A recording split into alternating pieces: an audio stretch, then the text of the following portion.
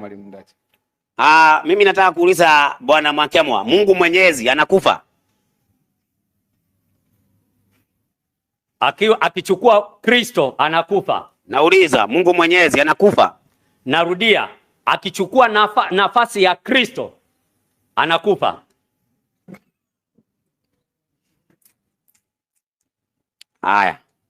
Sasa Mungu Mwenyezi aliyeko na aliyekuweko na atakayekuja na Yesu Kristo ambaye ni mwana kondoo, ni nani aliyekufa?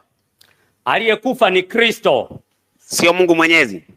Narudia tena, huyo Mungu Mwenyezi kwenye nafsi yake ya Kristo ndio iliyokufa kwa mujibu wa Petro wa kwanza 3:17. Sasa hakuna neno Mungu Mwenyezi pale. Naomba andiko Mungu Mwenyezi ambaye ni Yesu Kristo anakufa. Narudia tena, nimekuambia aliyekufa ni Kristo. Sasa unauliza kwamba eti Mungu Mwenyezi amekufa, wakati ndicho nimekukatalia. Kwa hivyo ungeniuliza, je, unalo andiko Kristo alikufa? Mimi sikatai Kristo alikufa. Kile najua ya kwamba Mungu Mwenyezi hafi. Je, Yesu Kristo ndiye Mungu Mwenyezi? Kwa jina la jumla ndiyo, ila nafsi yake ana nafsi moja inaitwa Kristo. Kwa hivyo ni mwana. Kwa hivyo Mungu Mwenyezi ambaye ni Kristo alikufa. Narudia tena, nimekuambia ukisema Mungu Mwenyezi hapo unahusisha Baba, Mwana na Roho Mtakatifu. Lakini nafsi iliyokufa ni ya pili ya mwana ambayo inaitwa Kristo kwa mujibu wa Petro wa kwanza 3:17. Lakini baada ya kufa alipofufuka amerudi katika utukufu wake. Kwa hivyo ndio atakayekuja Mwenyezi. Kwa hivyo kati ya Baba, Mwana na Roho ni nani Mungu Mwenyezi? Baba, Mwana na Roho ndiye Mungu Mwenyezi. El Shaddai. Nani alikufa? Kristo. Mwana au Roho? Kristo. Kristo ni mwana au Roho? Kristo ni mwana. Mwana alikufa? Ndiyo. Ni Mungu Mwenyezi? Ni Mungu Mwenyezi, lakini kwenye aliyechukua mwili uliokufa unaoitwa Kristo. Mungu Mwenyezi anakufa?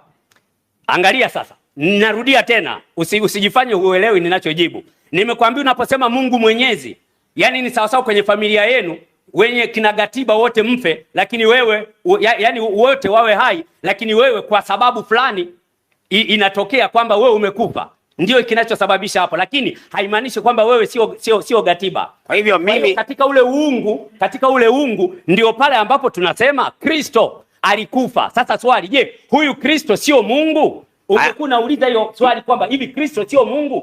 Nibebe vitabu hapa nikuthibitishie Kristo ni Mungu. Hapa tunaongelea habari za Mungu Mwenyezi. Asante sana. Sasa mimi nikauliza, Mungu Mwenyezi anakufa? Narudia tena. Ukisema Mungu Mwenyezi anakufa, kwa sababu ukishasema Mungu Mwenyezi kuna Baba, Mwana na Roho Mtakatifu. Sawa. Sasa aliyekufa ni Mungu Mwenyezi au ni mwana? Aliyekufa ni mwana. Kwa hivyo Mungu Mwenyezi hakufa. Ndacha mimi naomba unijibu swali. Wewe unasema hivi, ungesema hivi. Naam. Katika hiyo uliyosema Mungu Mwenyezi kuna Baba, Mwana na Roho Mtakatifu. Katika hiyo Baba, Mwana na Roho Mtakatifu, katika Mungu Mwenyezi aliyekufa ni nani?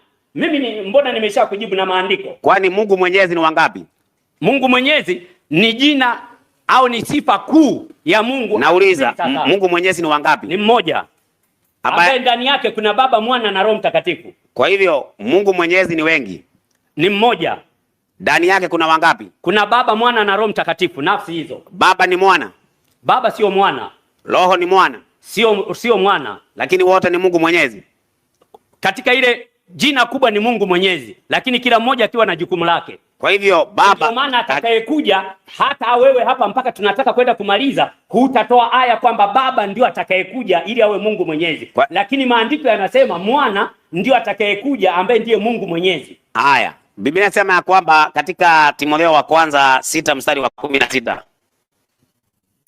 6 mstari wake ni wa 16, inasema hivi: ambaye yeye peke yake hapatikani na mauti, amekaa katika nuru isiyoweza kukaribiwa, wala hakuna mwanadamu aliyemuona.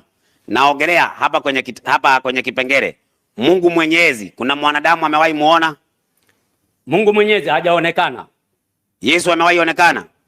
Baada ya kuchukua mwili alionekana na umbo kama mwanadamu. Na Mungu Mwenyezi hajawahi kuonekana kwa sababu yuko katika roho. Lakini Yesu hajawahi. Yesu hajawahi kufanya nini sasa? Yesu hajawahi kuonekana.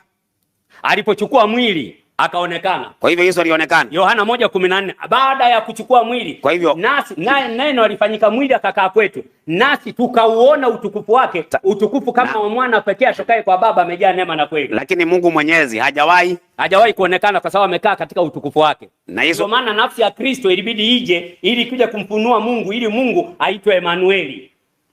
Haya. Sasa tunarudi katika Ufunuo 1 mstari wake ni wa 5. Hapo sasa ndio tunakaa hapo tumalize. Katika mstari wa 5, tena zitokazo kwa Yesu Kristo shahidi aliye mwaminifu, mzaliwa wa kwanza wa waliokufa na mkuu wa wafalme wa dunia yote, atupendaye na kutuosha dhambi zetu katika damu yake, na kutufanya kuwa wafalme na makuhani kwa Mungu, naye ni baba yake. Swali sasa, inasemekana ya kwamba huyu Yesu shahidi aliye mwaminifu ametuleta kwa Mungu ambaye ni baba yake. Kwa hivyo Yesu, Mungu Mwenyezi ni baba.